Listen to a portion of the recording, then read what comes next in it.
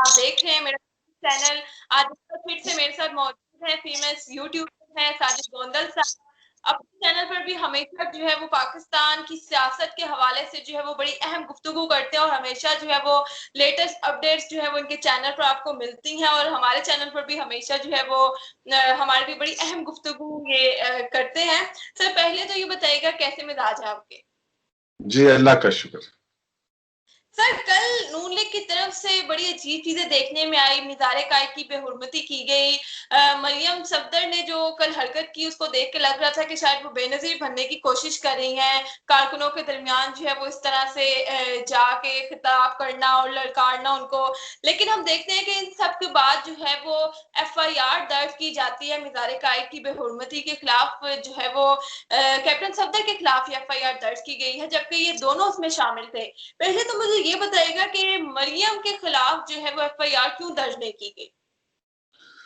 जी बिस्मिल्लाह रहमान रहीम। सबसे पहले तो मैं बताऊं आपको कि ये जो FIR काटी गई है इसके अंदर मरियम का भी नाम है, बाकायदा इसका नाम है। उसके अलावा 200 अफराद के खिलाफ ये FIR काटी गई है और बाकी जो लोग हैं कुछ नामालूम डाले गए हैं। ज़ाहिर है वहां पर काफी लोग इकट्ठे थे, तो ये बात यह है कि वहां पर जिस तरीके से ये गए हैं, चूंकि बाबा कौम के मज़ार पर आप जा रहे हैं, किसी भी बुजुर्ग हस्ती के मज़ार पर जब आप जाते हैं तो उसके कुछ अदब और आदाब होते हैं।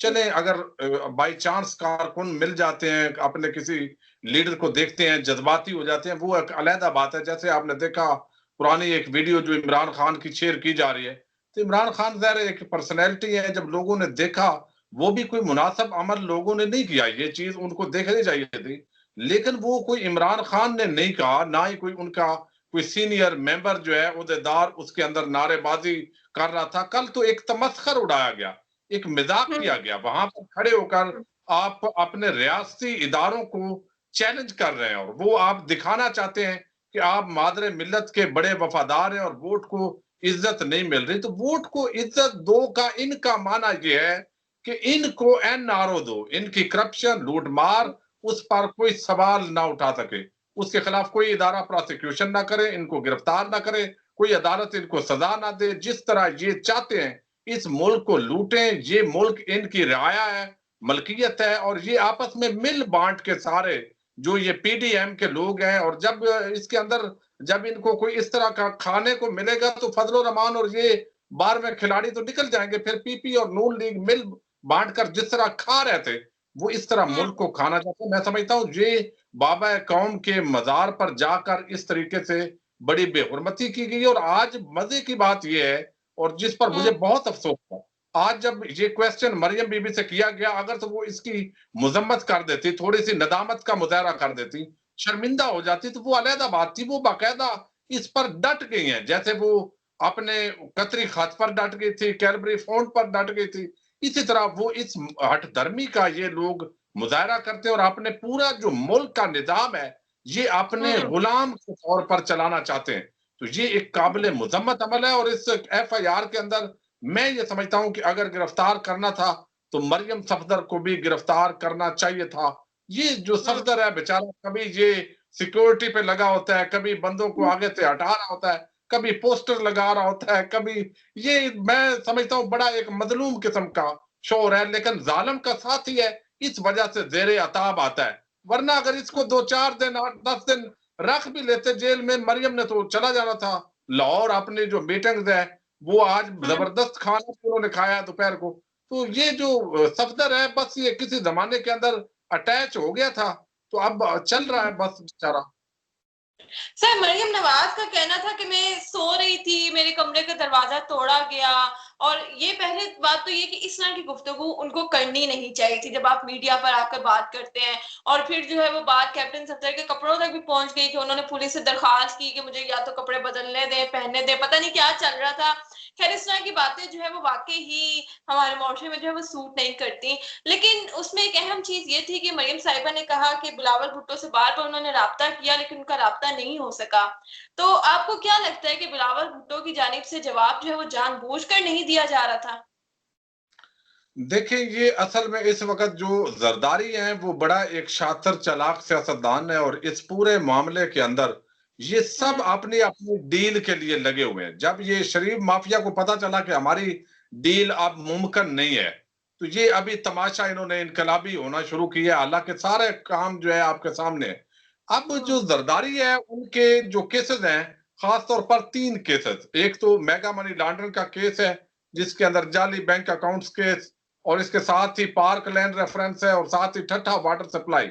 अब ये इसका ट्रायल शुरू हो चुका है और इसमें मुमकिन तौर पर इनको सजा होगी, जमानत मनसूख होगी। तिब्बी बुनियाद पर जमानत है तो ये जेल में किसी वक्त भी जा सकते हैं, और ये बीमार भी है। तो अब ये नहीं चाहते कि ये जेल में जाएं, और मुमकिन तौर पर ये एक प्लान हो सकता है जिसके अंदर जो है वो इसके जो सफदर है उसको कुर्बानी का बकरा बनाया गया है। रियासत देखिए इसका बेनिफिशियरी कौन हुआ? ये पूरे दिन की मैं आपको कहता हूं जो एक्टिविटी हुई है, अगर जिस तरह ये कह रहे हैं कि रेंजर आई और उन्होंने आईजी को यरगमाल बनाया, वहां पर अगवा करके ले गए, और उसको मैं वैसे एक लतीफा है लेकिन वो किसी बंदे ने रात को खीर पकाई हुई थी, 3-4 दोस्त जो है वो उन्होंने कहा कि ये सुबह खाएंगे, और जिसको अच्छा ख्वाब आएगा वो इसको खाएगा। तो रात को एक बंदा उठा और उसको भूख लगी, उसने सारी खा ली, सुबह सारी अपने अपने ख्वाब सुना रहे थे। तो उसने कहा जी मैं तो रात को जो है वो ख्वाब मुझे भी आया, और मुझे ख्वाब के अंदर कोई अल्लाह की अच्छी मखलूक मिली। उन्होंने कहा कि अभी जो है आपने ये खीर सारी खानी है। तो मैंने बड़ा मजबूर, मैंने कहा मैंने तो दोस्तों के साथ खानी है, लेकिन उन्होंने मुझे मजबूर किया कि नहीं तुमने खानी है। मैंने आधी खा के मैंने कहा नहीं अब ये दोस्तों के लिए रख रही है, लेकिन वो मुझे उसने कहा जिन ने आकर कि नहीं आपको सारी खानी पड़ेगी। तो मुझे तो ख्वाब वो कहता है ये आया कि मैं वो सारी खीर खा गया। तो जब उन्होंने बर्तन देखे तो वो वाकई सारी खीर जो है खत्म हो चुकी थी, वो मजाक कर रहा था। इस तरह का मामला जो है इन लोगों ने भी किया है, और ये जो तमाशा सारा दिन करते हैं। अब देखिए आप आपस के अंदर मुख मुखा कर लेते हैं कि जनाब उसको वहां से पकड़ा, और रेंजर वालों ने उसको कहा कि फौरी तौर पर दस्तखत करो, और फिर कहा रेंजर गिरफ्तार कर रही है। वहां पर कैप्टन सफदर की जो तस्वीर है उसके अंदर पुलिस नजर आ रही है, और वो नारे लगवा रहा है और बाकायदा वीडियो बनवा रहा है। वीडियो वाले को वहां अगली सीट पर बैठने के बाद वो बाकायदा हदायत दे रहा है कैप्टन रिटायर सफदर कि आप इसको वायरल कर देना, वायरल। तो अब ये सारे भी अल्फाज समझ आ रहे हैं। तो ये एक ड्रामा मुझे तो लगा है मरियम बीबी और बिलावल का, और इसके अंदर फिर जो बेनिफिशियरी है वो यही इत्तेहाद वाले यही लोग हैं, शरीफ माफिया, जरदारी माफिया, और रियासती इदारों पर ब्लैक मेल कर रहे हैं। और दूसरा ये भी है कि अगर इस तरह का इवेंट हुआ है और किसी रियासती इदारे ने अगर मुदाखलत की है, तो फिर ये एक सिग्नल है इनके लिए भी, और जरदारी जो है उनका फोन ना उठाना बिलावल का ये भी सिग्नल है कि हम तो हम वक्त आपके लिए डील के लिए तैयार हैं, और ये सारे इत्तेहादी हम बेच देंगे और इनको चुराए के अंदर छोड़ देंगे। ये सारे अपने अपने डील के चक्कर में है। सर नवाज शरीफ की तकरीर ना करना या नवाज शरीफ की तकरीर रुकवाए जाना, क्या सच्चाई है इसमें? देखें जी, एक तो कल बात की है एतजाज अहसन ने, और वो बात बड़ी वजनी है। अगर इस तरह का सियासतदान एक चैलेंज के साथ बात करे तो अभी तक उनका चैलेंज को रद्द नहीं किया गया। पीपल्स पार्टी ने ये तो कहा है कि वो एतजाज अहसन की जाती राय है, हमारा पार्टी पॉलिसी नहीं है, लेकिन उनकी बात का रिबटल नहीं आया अभी तक। उन्होंने कहा कि मेरा चैलेंज है, जीएचक्यू से एक ब्रिगेडियर साहब की कॉल गई है और ये ठुस हो गए।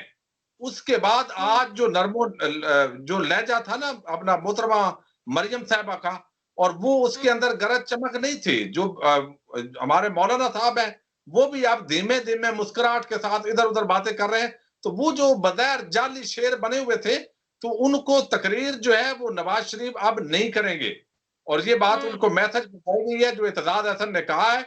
और वो बात समझ में भी आ रही है कि ये अगर नवाज शरीफ तकरीर करेंगे तो मुमकिन तौर पर रियासती इदारे इनको बर्दाश्त नहीं करें, क्योंकि जो ये लोग हैं ये तो चंद लोग हैं जलसों में, करोड़ों लोग तो घरों में बैठकर इनकी ये हरकतें देखकर वो बाहर निकलना चाहते हैं इनके खिलाफ। अगर अभी प्राइम मिनिस्टर इमरान खान अगर कॉल दे दे, या कोई और इस तरह का मुहिब वतन लोग कॉल दे, तो इनके जो है वो ज्यादा लोग निकलेंगे। और ये लोग जो है पूरे बहुत पूरे सिंध से लोग जमा किए गए, और आपने देखा कि चंद लोग जमा हुए और उसको फिर हुकूमती मशीनरी साथ है, रियासती वसाइल इस्तेमाल होने, और वो सड़क भी बना दी गई जो कभी नहीं बनाई गई थी। वहां के मकीन बिल्कुल। बड़े खुश तो ये बस आप समझे ये एनआरओ के लिए कोशिश है, लेकिन नाकामी इनकी होगी। ये रियासत से टकरा कर जीत नहीं सकते, और मुहिब्बे वतन लोगों को अगर इजाजत हो तो वो इनको सही तरीके से जवाब दें, पुरअमन तरीके से, जमहूरी तरीके से, और इनके जल से उनके मुकाबले में जलसियां लगेंगी। बहुत शुक्रिया साजिद गोंदल साहब, आपने अपना कीमती वक्त हमें दिया और बहुत अहम गुफ्तगू की और काफी अहम पॉइंट्स हमें मिले आज के क्या कुछ होता रहा है और आगे क्या होने वाला है। और नजर यही आ रहा है कि शायद पीपल्स पार्टी और नून लीग में जो है वो बड़ी फूट पड़ने वाली है। तो देखते हैं आगे जाके क्या होता है। और एक बार फिर से आपका बहुत शुक्रिया। अल्लाह हाफिज। जी, थैंक यू।